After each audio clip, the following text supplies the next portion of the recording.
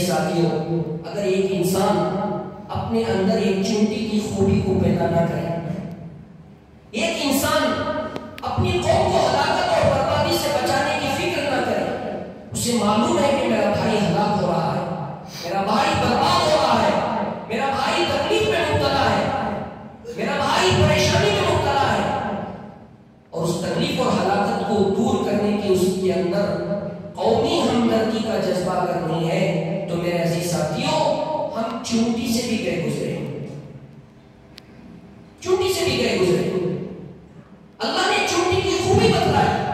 اور اللہ نے چونٹی کو اتنی سمجھ عطا کی ہے کہ جب وہ کسی دانے کے اوپر اس کی نظر پڑتی ہے، اس کی سمجھ دیکھیے، دانا اگر مکمل ہو، زمین کے اندر ہو تو اس کے اندر سے پودا نکل جاتا ہے، جب پودا نکل گیا تو چونٹی پودے کو نہیں کھا سکتی، اس لیے سب سے پہلا کام چونٹی جو کرتی ہے وہ دانے کو علیحدہ کرتی ہے،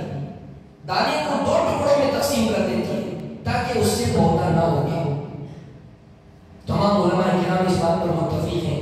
کہ اللہ رب العزت نے قوت شامہ سونگنے کی طاقت چونٹی کے اندر سب سے زیادہ رکھی اور چونٹی کو سمجھ بھی عطا کی، اور پرندوں کے اندر کبوتر ایک ایسا پرندہ ہے جس کو اللہ رب العزت نے سب سے زیادہ عقل عطا کی، سب سے زیادہ سمجھداری عطا کی۔ امام شافعی رحمۃ اللہ علیہ فرماتے ہیں کہ کبوتر کے اندر سب سے زیادہ سمجھ اور عقل ہے۔ حضرت سلیمان علیہ السلام نے دیکھا کہ ایک چونٹی اپنی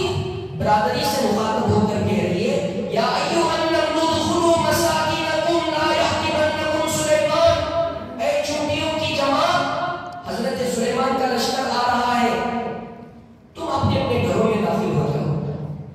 اگر تم اپنے گھروں میں داخل نہیں ہوگے سلیمان علیہ السلام کا لشکر ہو سکتا ہے تمہیں اپنے پیروں کے ذریعے روند ڈالے اور تمہیں جانی نقصان پہنچے۔ امام اعظم ابو حنیفہ رحمۃ اللہ علیہ سے کسی نے پوچھا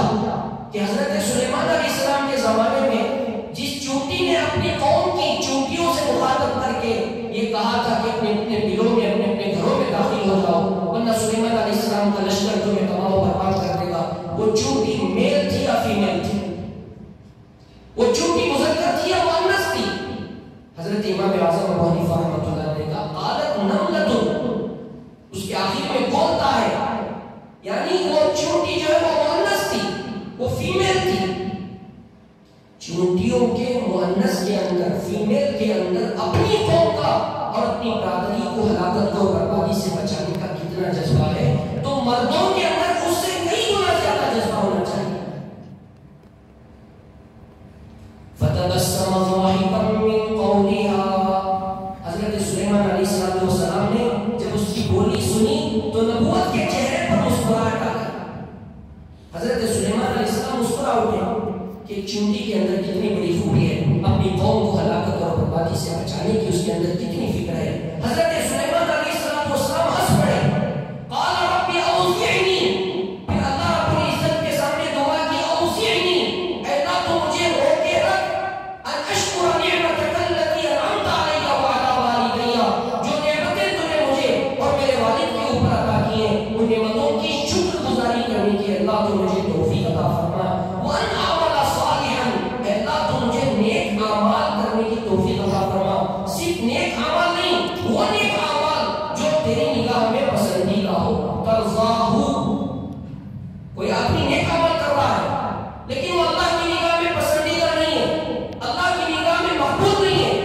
وہ نیک کام بھی برباد ہے۔ نیک کام کرو،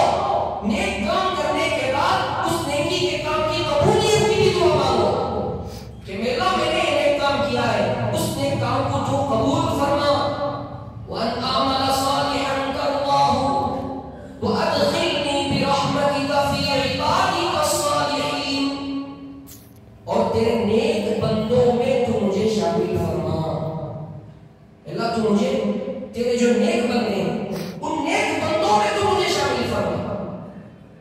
میرے عزیز ساتھیوں، حضرت سلیمان علیہ السلام اور حضرت داؤد علیہ السلام کا یہ واقعہ ہم سب کے لیے عبرت اور نصیحت ہے، اور اس میں قومی ہمدردی کا جذبہ ہمارے دلوں کے اندر پیدا کرنے کی ضرورت ہے۔ ہم ایک انسان کی خدمت ہماری حیثیت کے مطابق کرنے کی کوشش کریں،